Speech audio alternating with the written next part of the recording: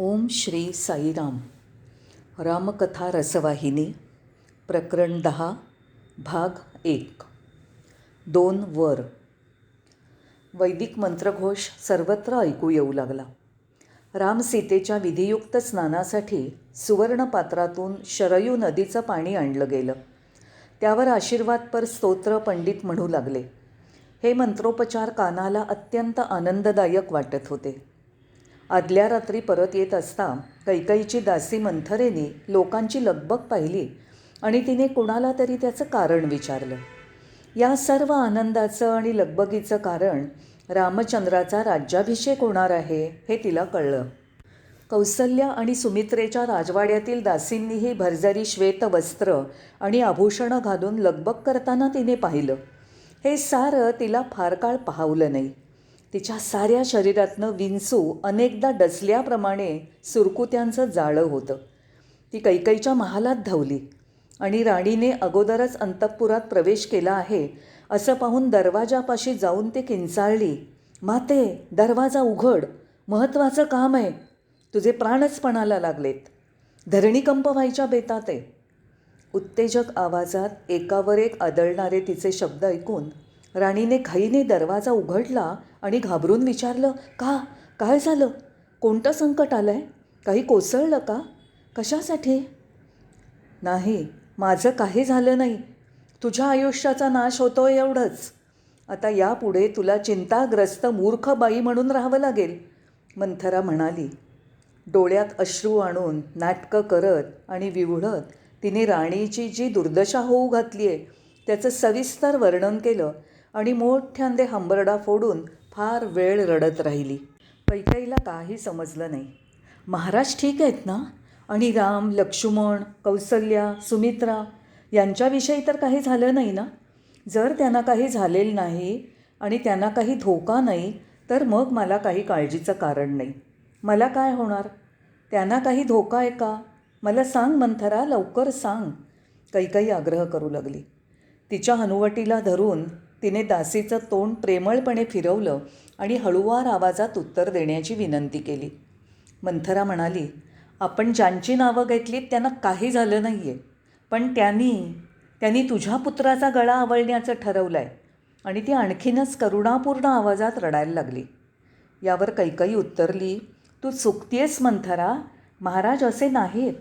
राम, लक्ष्मण किंवा माझ्या भगिनी कौसल्या, सुमित्रा तशा नाहीत. या माझ्या बहिणी स्वतःच्या पुत्रांवरही करत नसतील इतकं प्रेम माझ्या पुत्रावर करतात. या तुझ्या बोलण्यावरून तुझं कलुषित मनच प्रगट होत आहे एवढंच. ते खरं नाही.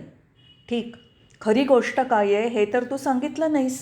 चल, इत्यंभूत सांग बरं काय घडलं आहे ते. मंथरा म्हणाली, घडलं? उद्या पहाटे रामचंद्राचा यौवराज्याभिषेक होणार आहे. मोठी राणी अनावर आनंदाने तिच्या दासींना भरजरी किमती, रेशमी साड्या आणि दागिने वाटतीये. ती रामाला गाई आणि सोन्याचं मोठ्या प्रमाणावर दान करायला सांगते.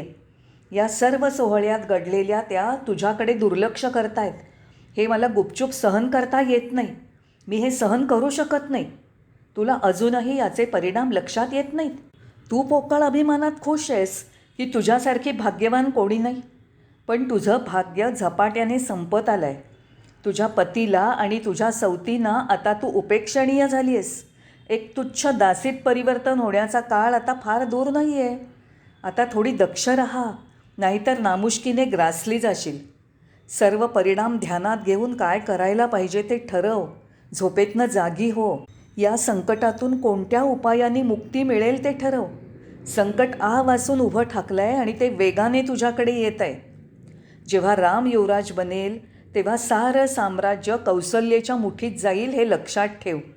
इतर सर्वांप्रमाणेच तुलाही तिच्या इशाऱ्यावर नाचावं लागेल. मंथरा तिची भूमिका वठवत होती आणि तिची कपटी उपाययोजना भक्कम करण्यासाठी नक्राश्रू ढाळत होती. तिच्या एकनिष्ठेने कैकई प्रभावित झाली होती, पण तिच्या बोलण्यातील सत्याबद्दल तिला खात्री वाटत नव्हती. ती म्हणाली, मंथरे, काय झालं आहे तुला? वेडी झाली आहेस की काय? अशी वेड्यासारखी काय बोलतीयेस?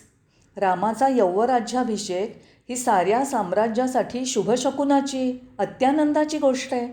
हे बघ, ही आनंदाची बातमी मला प्रथम सांगण्यासाठी माझ्याकडून हा मौल्यवान हार भेट म्हणून बक्षीस घे. खुश हो, आनंद मान. राम युवराज होणार याचा कदाचित कौसल्येपेक्षाही जास्त आनंद मला वाटतोय. या बातमीने मला अमर्याद आनंद वाटतोय. रामचंद्रही त्याच्या मातेपेक्षाही माझ्यावर अधिक प्रेम करतो, मला अधिक मान देतो. अशा शुद्ध मनाच्या प्रेमळ व्यक्तीविरुद्ध असले आरोप मी ऐकून घेणार नाही. तुझी बुद्धी भ्रष्ट झाली आहे. तुझ्या सारासार विचारांनी तुझा त्याग केलेला दिसतोय. कैकेयीने मंथरेची कडक शब्दात कानउघाडणी केली. अधिकच पीडा झाल्यासारखं मंथरा करू लागली. ती अधिकच उत्तेजित होऊन गोंधळ घालायला लागली. माझी विचारशक्ती ताजी आणि ठिकाणावर आहे. तुझीच विचारशक्ती बिघडली आहे, तिने टोमणा मारला. जे दुर्भाग्य तुझी वाट पाहत आहे त्याचं तुला काही वाटत नाही. आंधळ्यासारखी तू तुझ्या जुन्या विश्वासाला आणि ममतेला चिकटून बसली आहेस. मला तुझ्या स्वाभिमानाची आणि आनंदाची चिंता आहे. इतर सारे तुला फसवण्यासाठी नाटक करतायत, ढोंग करतायत. त्यांच्या हृदयात तुझ्याविषयी आदर नाही. महाराजांना त्यांच्या इतर राण्यांविषयी काही प्रेम नाही. ते महाराणी कौसल्येवरच भुललेत. तुला खुश करण्यासाठी कधीतरी ते कदाचित काही प्रेमळ शब्द बोलत असतील एवढंच, पण त्यांच्या अंतःकरणात तुझ्याविषयी काहीही प्रेम नाही. याचा विचार कर. या लोकांनी तुला ही सूचना दिली नाही, या प्रस्तावावर तुझा सल्ला विचारला नाही, कारण त्यांना तुझ्याविषयी आदर किंवा सन्मानच वाटत नाही. एकदा तरी ते यावर तुझ्याशी बोलले, एखाद्या दिवशी तरी. या निर्णयाप्रत पोचण्याच्या आधी किती विचारविनिमय करावा लागतो, किती महिने योजना आखावी लागते, त्याचा विचार लक्षात घे. असा एकाएकी तुम्हाला राज्याभिषेक करता येत नाही. असा एका दिवसात तो काही आपण होऊन आकाशातनं टपकत नाही. हे शक्य आहे का? पण त्यांनी गुप्तपणे आणि शांतपणे सर्व ठरवलं. हे सर्व कौसल्येचंच कारस्थान आहे, मंथरेने ठामपणे सांगितलं. कैकेयीला हे अधिक सहन झालं नाही. ती ओरडली, बस कर मंथरे. कारस्थान रचायला माझी बहीण असमर्थ आहे. ती इतकी घसरणार नाही, हे शक्य नाही. आणि महाराज, ते तर माझ्या बहिणीपेक्षाही अधिक उदार आणि धर्मपरायण आहेत. तू त्यांच्यात नीचपणाचा किंवा दोषाचा लवलेशही काढू शकणार नाहीस. काही योग्य कारणानेच त्यांनी एकाएकी राज्याभिषेकाचा निर्णय घेतला असेल. रामाच्या विवाहाची तयारी जी कित्येक महिने आधी सुरू झाली असती, तो विवाह देखील घाईनेच उरकला ना. त्याचप्रमाणे रामाचा राज्याभिषेक देखील अचानक ठरला असेल. का ठरू नये? महाराज स्वतःच मला असा निर्णय घेणं का भाग पडलं त्याचं खास कारण सांगतील. तू सत्य जाणून घेण्याची तसदी घेतली नाहीस. तू स्वतःच असलेल्या मूर्ख कल्पना केल्यास, निराधार भीती निर्माण केलीस आणि निष्पाप व्यक्तींच्या हेतूविषयी शंका घेतलीस. काही पळातच सर्व गोष्टी स्पष्ट होतील. धीर धर. कैकेयीने दासीला चांगलंच फटकारलं. आपली योजना तोंडघशी पडेल अशी भीती मंथरेला वाटली. म्हणून मन वळवण्यासाठी तिने नीचतम क्लुप्ती लढवली. माते, जरा अधिक खोलवर विचार कर. महालाबाहेर हिंडताना मी पुष्कळ गोष्टींची नोंद घेतली. खरं तर हा राज्याभिषेक कित्येक महिने आधीच नक्की झाला होता. म्हणून भरत आणि शत्रुघ्नला राजधानीबाहेर पाठवलं गेलं. त्यांच्या उपस्थितीमुळे यात काही गुंतागुंत होईल अशी शंका त्यांना वाटत होती. आणि या भीतीला सबळ कारणही असणार. नाहीतर ते इथे नसताना राज्याभिषेक कोण योजणार? हा साधा प्रश्न स्वतःला विचारायला तू असमर्थ झालीस का? आधी जेव्हा तुझा विवाह झाला तेव्हा दशरथांनी वचन आणि शब्द दिला होता की तुझा पुत्र या राज्यावर अभिषिक्त होईल. तू कदाचित हे विसरली असशील, पण मी नाही. अशा वेळी भरताची इथली उपस्थिती त्या वचनाची आठवण जागी करेल आणि त्यांच्या बेतात अडथळा ठरेल. या भीतीने त्यांनी भरताला आजोबांकडे पाठवून मार्गातनं दूर ठेवायला भाग पाडलं. एकदा का अभिषेक झाला की मग काहीच करता येणं शक्य नाही. ही नीच योजना राबवण्यासाठी त्यांनी इतके दिवस तुझ्यापासूनही कल्पना गुप्त ठेवली. यातील अंतस्थ योजनेवर थोडा वेळ विचार कर. या गोष्टींचा विचारच तू करत नाही आहेस. जे पांढरं दिसतं ते दूधच आहे असं तुला वाटतं. तुझ्या मूर्खपणाचा आणि निष्पाप वृत्तीचा इतरांनी फायदा उठवला. रामाविषयीच्या तुझ्या प्रेमावर खुश होऊन, मोहाने भ्रमित होऊन राम राम म्हणतीयस. ठीक आहे, बाकीचं सगळं बाजूला ठेव. ज्याच्यावर तुझं एवढं प्रेम आहे त्या रामाने तरी त्याच्या या शुभप्रसंगाची वार्ता तुला दिली का? नीच मनाच्या मंथरेने शुद्ध निस्वार्थ मनाच्या कैकेयीचं मन कलुषित करून त्यात विष ओतण्यासाठी अनेक प्रकारे मोठा धूर्त वाद उभारला. ती म्हणाली, माता, या अयोध्या नगरीत आपल्याला थोडाही आदर देणारं कोण आहे? तुला विचारात घ्यावं असं इथे कुणाला वाटतं? हे सारे तुझ्या विरुद्ध एक झालेत. इथे तू परकी आहेस. लवकरच ते कदाचित तुला अयोध्येबाहेर काढतील. इतकं नीच काम करण्यासाठी ते मागे पुढे पाहणार नाहीत. सम्राट मोठे चतुर गारुडी, हुशार ठकसेन आहेत. जेव्हा ते तुझ्याकडे येतात तेव्हा त्यांच्या इच्छा पूर्ण करण्यासाठी मोठ्या प्रेमाने बोलतात आणि विजयी होऊन बाहेर पडतात. तुला जो उच्च सन्मान मिळायला हवा त्याच्यापासून तुझ्यातील दोषच तुला दूर ठेवत आहेत. माते, तुला आठवेल की राजे नेहमी कामुकतेच्याच अधीन असतात, प्रेमाच्या नव्हे. तुझ्या पित्याला हे ठाऊक होतं आणि म्हणून वयाने एवढ्या मोठ्या राजाशी तुझा विवाह लावून द्यायला ते तयार नव्हते. गर्ग ऋषींच्या मध्यस्थीने खूप विचारविनिमय आणि बोलणी झाल्यावर जेव्हा तुझा त्यांच्याशी विवाह ठरला तेव्हा त्यांना कितीतरी अटी मान्य कराव्या लागल्या. आज त्या सर्व मान्य झालेल्या अटींची होळी झाली आणि तुझ्या पुत्राला फसवण्यात आलं. हा सर्व काळ गुप्तपणे ते हे नाटक करत होते. नाहीतर तुझा पुत्र दूर असताना त्यांनी या संधीचा फायदा का घेतला? साम्राज्याच्या हद्दीबाहेरील एकही राजा या अभिषेकाला उपस्थित राहू नये अशी घाई ते का करतील?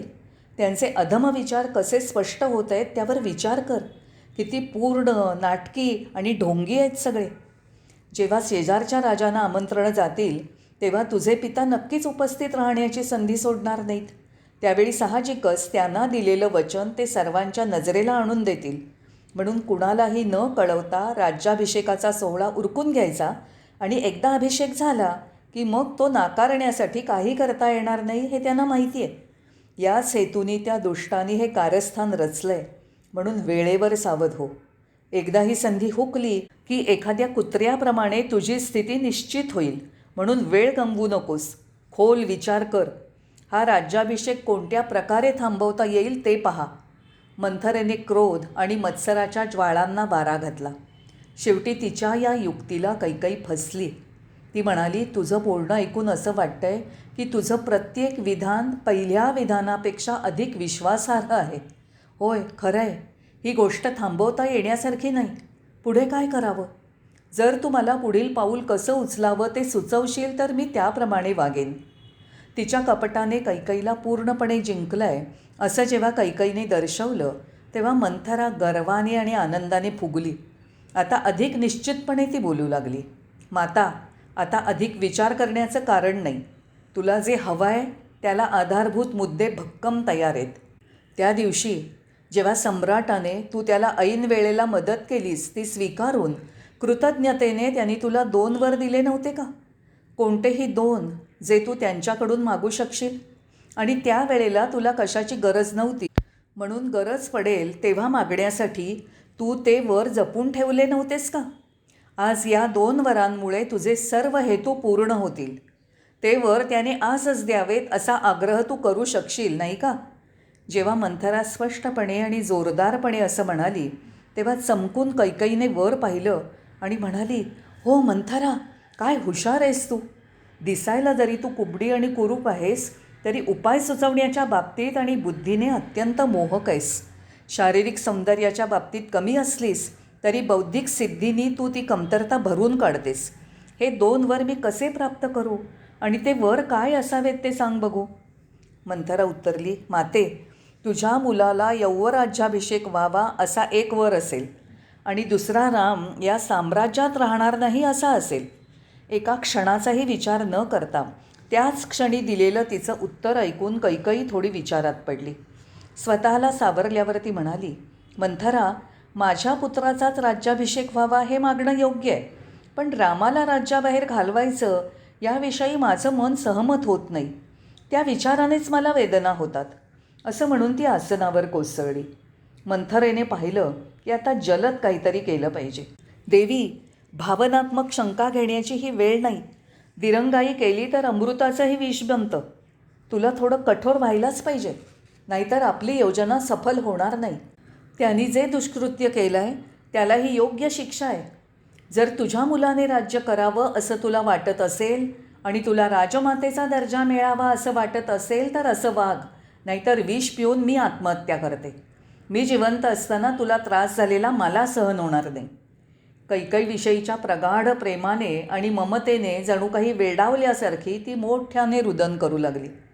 बालपणापासून तिनेच कैकईला वाढवलं होतं, तिच्याशी खेळली होती, तिला थोपटलं होतं, तिच्यावर माया केली होती. कैकईला मंथरेविषयी विशेष ममता आणि आदर होता. तिने आणखी काही आढेवेढे घेतले नाहीत. उलट तीच मंथरेचं सांत्वन करू लागली. मंथरे, मुळीच काळजी करू नको. तुला जसं बरं वाटेल तसंच मी वागेन. आता मला सांग मी कशी वागू, ती म्हणाली. मंथरा म्हणाली, रामाला राज्याबाहेर वनात धाड असं जेव्हा मी तुला सुचवलं तेव्हा मी परिणाम तोलले नाहीत असं तू समजू नकोस. हे मी तुला योग्य विचारांतीच सांगितलं.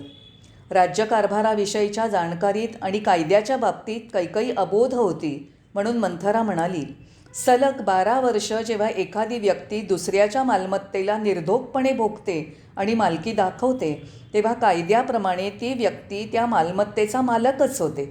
म्हणून वनवासाचा काळ तितका ठेवणं, समजा 14 वर्षाचा ठेवणं बरं. तेवढ्या काळात नंतर जेव्हा तो परतेल तेव्हा तो राज्यावर अधिकार दाखवू शकणार नाही. निर्विवादपणे राज्य तुझ्या पुत्राचं होईल. तिच्या सल्ल्याप्रमाणे राणीने हे 2 वर मागण्याचा प्रस्ताव मान्य केला आहे हे मंथरेनं ताडलं म्हणून ती म्हणाली, देवी, आणखी उशीर करू नकोस. आत्ता तू जशी आहेस त्या स्थितीत तू मागण्या केल्यास तर सम्राट तुला बदणार नाही. तू रागात असल्यासारखं दाखवलं पाहिजेस. तुझ्या शयनकक्षातील चादरी आणि तक्के विखरून टाक. तुझे दागिने कोपऱ्यात फेकून दे. केस मोकळे सोड आणि ते अस्ताव्यस्त कर. जीव द्यायचा निश्चय केल्याप्रमाणे वाग.